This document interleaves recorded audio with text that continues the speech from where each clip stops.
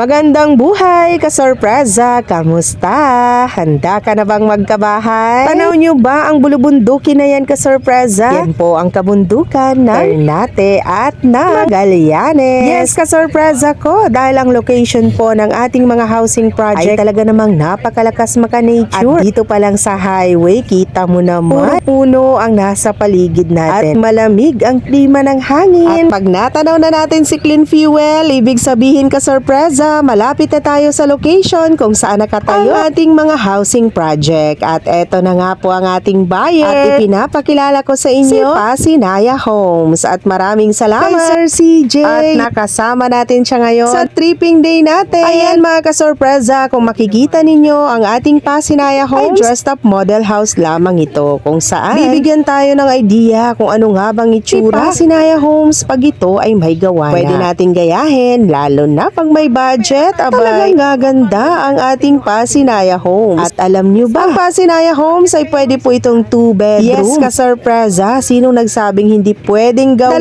2 kwarto si Pasinaya? Ayan, kitang-kita naman natin na pwede ang 2-bedroom. Yes, kasorpresa, kaya kasya ang buong pamilya. Para po sa nagtatanong, paano nga ba maka-avail ng ating Pasinaya Homes? Kung kayo po ay minimum wage earner, 2 years pag-ibig member, company employed, mga kasorpresa, pasok ka dito. Complete requirements upon reservation. Magkaka-slots ka na. Kaya sino pa ang gustong magkaroon ng sariling lupa't bahay ngayong taon? Humabol ka na habang may slots pa. Kaya sa lahat ng mga gustong maka-avail ka lang para ikaw ay matulungan ko. Maraming salamat.